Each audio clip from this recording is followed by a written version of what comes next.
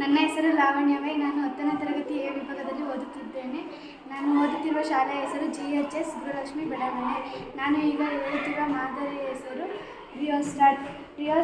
ಇದನ್ನು 1843ರಲ್ಲಿ ಚಾರ್ಲ್ಸ್ ವಿಟ್ಸ್ಟೋನ್ ರವರು ಕಂಡುಹಿಡಿದರು. ಇದರಲ್ಲಿ 3 ಟರ್ಮಿನಲ್ ಇರುತ್ತವೆ. 2 ಫಿಕ್ಸೆಡ್ ಟರ್ಮಿನಲ್, 1 ಸಡಿಲವಾದ ಟರ್ಮಿನಲ್. ಇದರಲ್ಲಿ ಪೋರ್ಸಿಲಿನ್ ಅವಾಹಕದಿಂದ ಮಾಡಲ್ಪಟ್ಟ ತಂತಿಯ ಸುರುಳಿಯ ಸುತ್ತು ಇಲ್ಲಿರುತ್ತದೆ. ಇದನ್ನು ಸ್ಲೈಡರ್ ಅಥವಾ ವೈಪರ್ ಎಂದು ಕರೆಯಲ್ಪಡುತ್ತದೆ. ಇದರಿಂದ ನಾವು ರೋಧವನ್ನು ಬದಲಿಸಬಹುದು. ಈ ವೈರನ್ನು ಇವೆರಡು ಫಿಕ್ಸೆಡ್ ಟರ್ಮಿನಲ್ ಮೇಲಿಟ್ಟು ನಾವು ವೈಪರನ್ನು ಮೂವ್ ಮಾಡಿದಾಗ ನಾವು ರೋಧವನ್ನು ತಿಳಿಯಲಾಗುವುದಿಲ್ಲ. ಆದರೆ ಈ ಫಿಕ್ಸೆಡ್ ಟರ್ಮಿನಲ್ನಿಂದ ಸಡಿಲವಾದ ಟರ್ಮಿನಲ್ ಮೇಲಿಟ್ಟು ವೈಪರನ್ನು ಮೂವ್ ಮಾಡಿದಾಗ ನಾವು ರೋಧವನ್ನು ತಿಳಿಯಬಹುದು. ತಂತಿಯ ಉದ್ದ ಹೆಚ್ಚಾದಂತೆ ರೋಧವು ಬದಲಾಗುತ್ತದೆ. ತಂತಿಯ ಉದ್ದ ಕಡಿಮೆ ಆದಂತೆ ರೋಧವು ಕೂಡ ಬದಲಾವಣೆ ಆಗುತ್ತದೆ. ಇಷ್ಟೇ.